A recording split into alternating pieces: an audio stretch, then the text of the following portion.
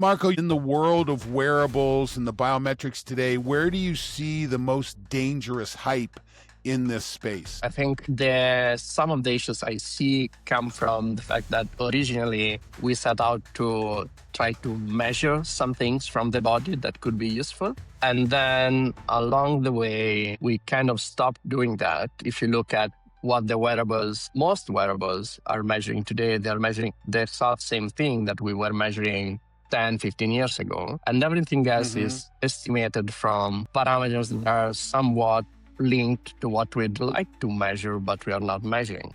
For example, we have, a wearable that might be on the finger or on the wrist or wherever, and it's simply measuring basically changes in blood volume with the optical sensor that gives us heart rate and heart rate variability.